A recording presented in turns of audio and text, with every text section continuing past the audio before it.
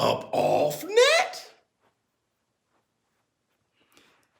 Do I see the similarities between the Gypsy King Tyson Fury and the greatest Muhammad Ali? Black two sugars.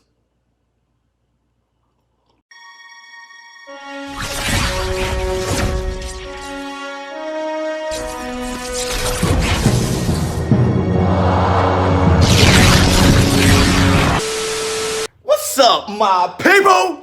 This is ShowBizz the Adult. Alright, man, look. Comparing the Gypsy King Tyson Fury with the greatest Muhammad Ali.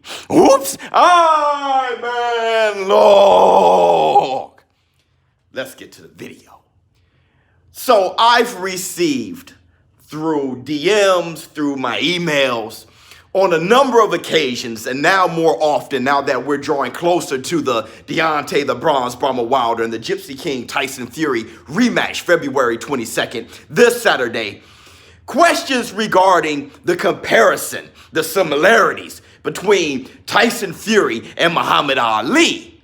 Guys, before we start, knocking these guys and hating on them, he's doing what Muhammad Ali did. The style, like look at that little movement there, like Muhammad Ali. Very much in different ways, but I'd say I'm a modern day Muhammad Ali. Now, I was trying to ignore this, okay? And I was trying to say, hey man, I really don't see the similarities until I went to the head. Now, what stands out is this. Fighting styles, these guys are worlds apart. They're not similar whatsoever. What? They both got an effective jab. There's many heavyweights with a good jab. They can both move. Yeah, they can both move. But Ali was movement personified. He was movement to the 10th power. Muhammad Ali is the best moving heavyweight of all time. Dancing with his feet, light on his toes, very fast hands. His hands, that's a big thing that separates him and Tyson Fury. How coordinated his hands are, his hand speed, his accuracy, his punching motion, the way he throws his lead right hand. Everything about their styles are totally different. Tyson Fury, 6'9". Yeah, he can move, but in a slick way. He throws a lot of feints, yes. But his defense, not close to Muhammad Ali. Muhammad Ali will move straight back, lean to the side, use his feet more. Tyson Fury, he moves from the waist up. Something similar to Lights Out James Toney. More like him than Muhammad Ali. The big glaring fact is this. There was only one Muhammad Ali. Every era want their great fighter, and that's fine. But not every era, and I'm telling you, no era will ever have fighters like Muhammad Ali, Jack Johnson, John L. Sullivan.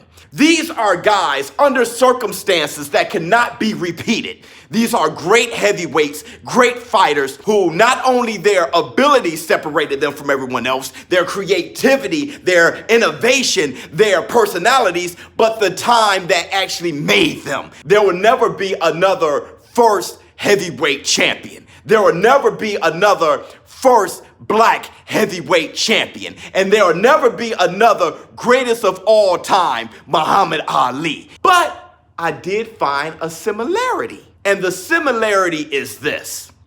Muhammad Ali, in 1967, he was the unified champion, had the WBC belt, he had the WBA belt. But after his fight with Zora Foley, he was stripped of his titles by the U.S. government for being a draft dodger. He fought Foley in March. By June, he was sentenced and stripped, and he was gone for 3 years. His career came to a screeching halt in the prime of his life, 25, 26 years old. And he was gone for 3 years. Returning in 1970, having 2 fights. One against Jerry Quarry, and he followed that up by fighting Bonavena. After that, he was able to fight Joe Frazier, who at the time became the unified WBA, WBC champion after beating Jimmy Ellis for those vacant titles. With the left, Ellis standing there. Oh, a tremendous left hook. While Muhammad Ali was out and Joe Frazier was the champion, many people didn't see Joe Frazier as champion. Why? Because Muhammad Ali was stripped of his titles Muhammad Ali was still the lineal champion and he was undefeated. So on his return, it took that fight between Joe Frazier and Muhammad Ali to say who is the best heavyweight, who is the real champion. Until that fight with Joe Frazier, to the boxing public, Muhammad Ali was the champion. Now let's look at Tyson Fury. Tyson Fury, he beat Klitschko, became unified champion. After that, he removed himself from boxing for 3 years. Tyson Fury left in the prime of his life, 26 years old, just like Ali. He vacated his titles, and he returned after 3 years to have 2 fights, Safari and Pianetta. After that, he took on Deontay the Bronze Bomber Wilder, the champion holding the WBC belt. When Tyson Fury returned back to the sport, he returned back to the sport as the lineal champion, as the champion who have yet to be defeated. So to the boxing public, definitely to Ring Magazine, Tyson Fury is still ranked #1 until he's defeated. Both men, Muhammad Ali and Tyson Fury, when they returned to fight for the heavyweight crown, both of them left empty-handed. Muhammad Ali, he lost to Joe Frazier. Tyson Fury, he had a draw with Deontay Wilder. Both of them left empty-handed. Now, in that sense, both men are comparable.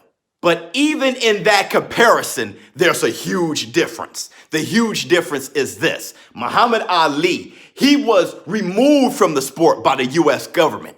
Tyson Fury, he removed himself out of the sport due to bad habits. Another thing, when Muhammad Ali returned to the sport, Muhammad Ali took on Jerry Quarry. Yes, the same Jerry Quarry that knocked out Ernie Shavers.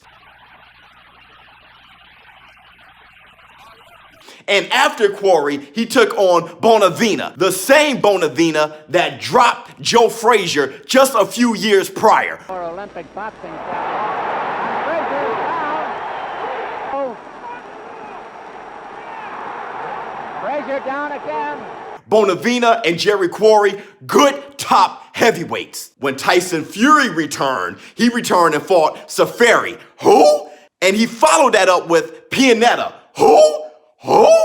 So even in that comparison, with their similarities, they're worlds apart.